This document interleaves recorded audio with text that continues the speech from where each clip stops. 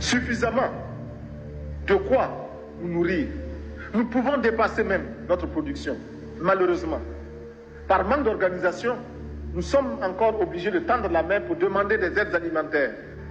Ces aides alimentaires qui nous bloquent, qui nous inspirent, qui installent dans nos esprits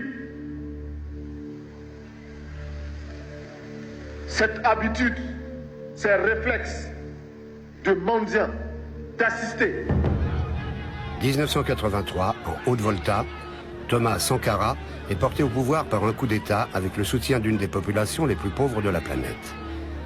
Derrière une tenue de militaire et un discours marxisant, l'Afrique se découvre un chef d'État jeune, dynamique et innovant qui met ses idées avant-gardistes au service de ses concitoyens. Thomas Sankara rebaptise son pays le Burkina Faso, qui signifie littéralement le pays des hommes intègres. Il y en a qui demandent mais où se trouve l'impérialisme? L'impérialisme, regardez dans vos assiettes, quand vous mangez les grains de riz, de maïs, de mil importés, c'est ça l'impérialisme, n'allez pas plus loin. Peu à peu, Sankara sort le pays de la misère, parvient à l'autosuffisance alimentaire, mais se heurte à la France, qui veut garder le contrôle de ses anciennes colonies et cherche par tous les moyens à éviter que les idées de Thomas Sankara ne se propagent dans l'ensemble de la région. La France ne comprend pas l'Afrique. Et il est grand temps qu'elle la comprenne. Qui ici ne souhaite pas que la dette soit purement et simplement effacée? Celui qui ne le souhaite pas, il peut sortir, prendre son avion et aller tout de suite à la Banque mondiale payer. Tous nous souhaitons. Thomas Sankara est attaqué par ceux qui, au nord comme au sud de la planète, profitent financièrement d'une Afrique en retard. Il sera trahi par son plus proche collaborateur, Blaise Compaoré, soutenu par des puissances étrangères. Assassiné pour ses idées, Thomas Sankara est devenu pour la jeunesse africaine d'aujourd'hui le Tché africain. Pour le grand combat patriotique, pour l'avenir radieux de notre pays, la patrie ou la mort, nous vaincrons.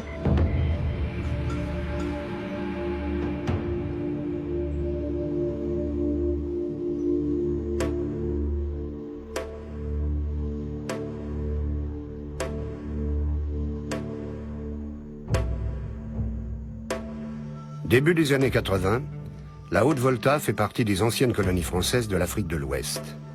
Sans accès à la mer, recouvert au nord par le désert, le pays stagne dans la pauvreté. Le niveau de vie des Voltaïques est catastrophique. Considérés comme une main-d'œuvre à bon marché, ils sont conviés à venir travailler dans les pays voisins, la Côte d'Ivoire, véritable grenier africain, d'où la France tire la plupart de ses richesses tropicales. À travers une succession de gouvernements incompétents et corrompus, la Haute-Volta n'a pas évolué depuis son indépendance en 1960.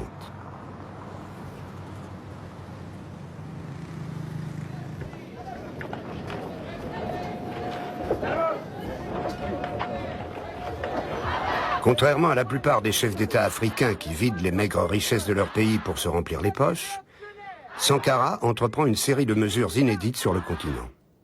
Il commence par nettoyer le pouvoir de tous ses abus. Il baisse son salaire de chef d'État, celui des ministres, ainsi que des hauts fonctionnaires et remplace les Mercedes de fonction par des voitures plus modestes.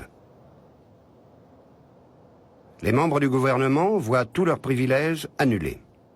Tous les ministres étaient censés voyager en deuxième classe parce que Thomas avait dit vous êtes en première classe ou en deuxième classe, quand l'avion atterrit, vous atterrissez en même temps.